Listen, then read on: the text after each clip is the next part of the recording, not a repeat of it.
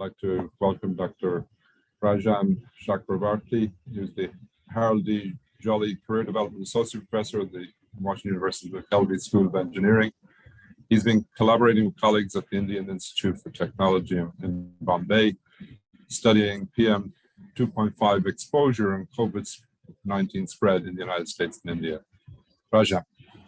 All right. Hello, everyone. My name is Rajan Chakrabarty, and I'm going to present an interesting question which my group started out, and then we were joined by our collaborators at IIT Bombay on the basic question, which is, did long-term exposure to air pollution leave a population of susceptible individuals to COVID-19 disease?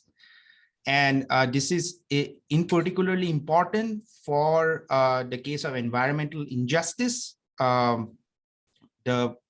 poor and populations of color. So we started out. I'm going to give you a chronological rundown on how this collaboration organically grew. But first, who am I? I run a laboratory on complex aerosol system science. What is that? That's essentially you might have heard of tornado chasers. We are wildfire chasers. So my group, we actually investigate quite a bit of wildfires in the United States. And also now with the advent of COVID, we have been heavily involved in understanding the aerosol route of transmission of this disease. Now coming to this particular project, this project primarily has 4 individuals who are very active. First is the a WashU PhD student. We are guided by Professor Arden Pope from Brigham Young University, and our collaborators, Professor Chandra Venkataraman from IIT Bombay, and this is a joint Washington University, a joint IITB master's student. So how did it all start? So we, in the month of March 2020, McKelvey, my group, we led the development of a COVID-19 epidemic model. And we were giving almost a weekly forecast of how the disease is spreading and the hospital beds and the demands. And one of the things you will see here is I have highlighted the variable R naught. And for those of you who do not know what is R naught is the reproductive number, which is a measure of transmissibility. And in layman's term, it is essentially the number of secondary infections that one infected person would produce in a fully susceptible population.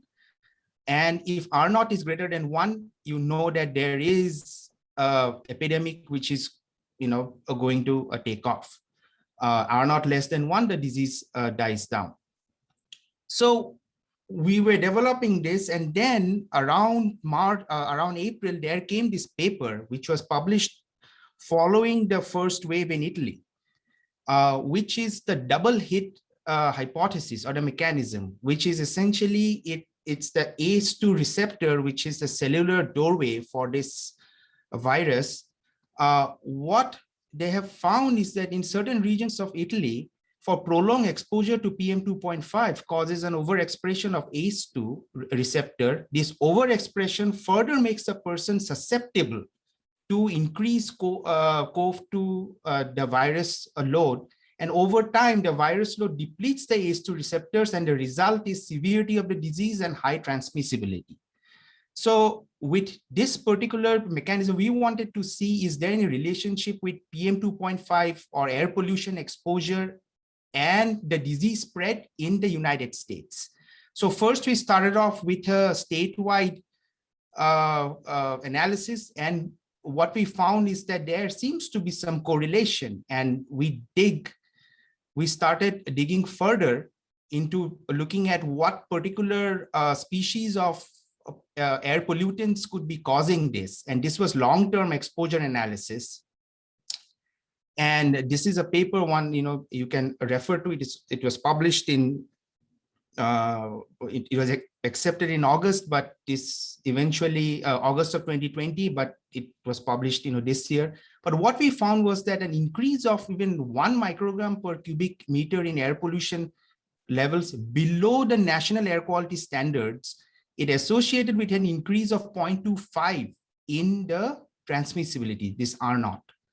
And what is a particular species which is causing it? Is all secondary inorganic composition, sulfate, nitrate, and ammonia, which are emitted out from vehicular emissions and coal plants and other things. So after this research, we got interest from our collaborators in IIT Bombay, and we have now students excited, as part of carrying this out further. And what we wanted to really see is that what is the effect of this long-term exposure to the minority populations. And we have seen this in the first wave of the pandemic, disproportionate number of COVID-19 cases among racial and ethnic minorities.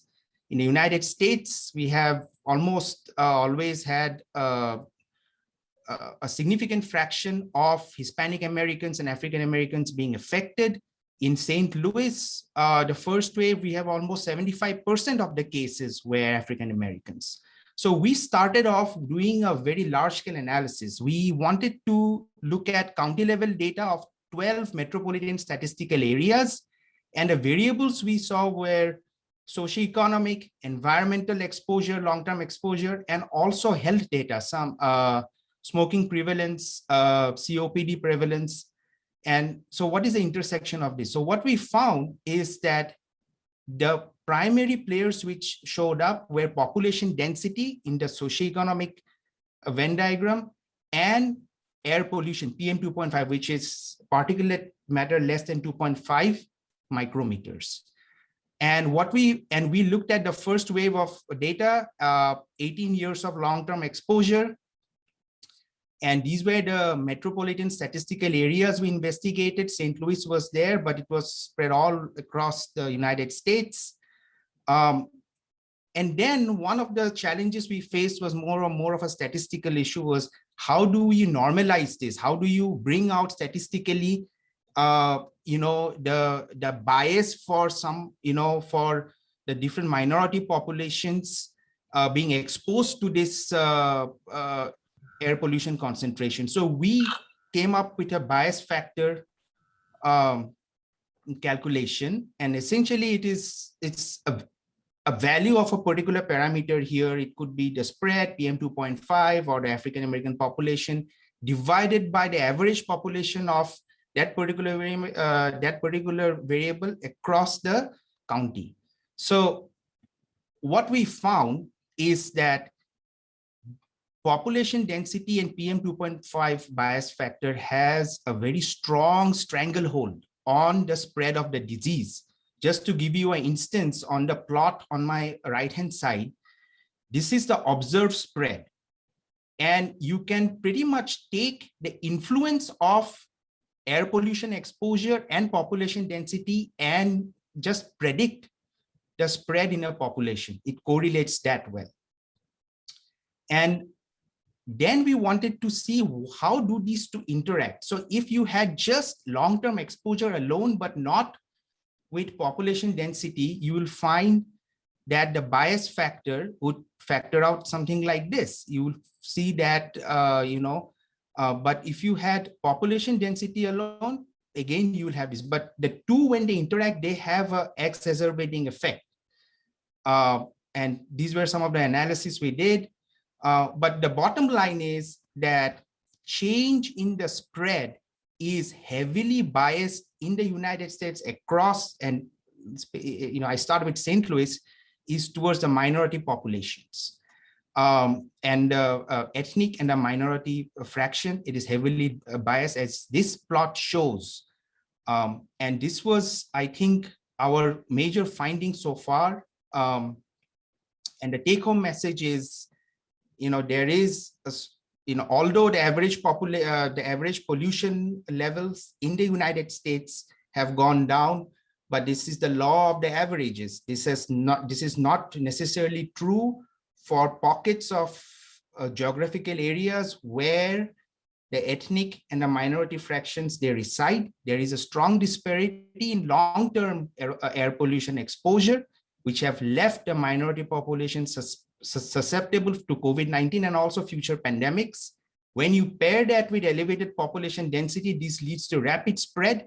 And if from the policy aspect, we really need to cut down some of these pollutant emissions from coal plants, vehicular emissions, and so on and so forth.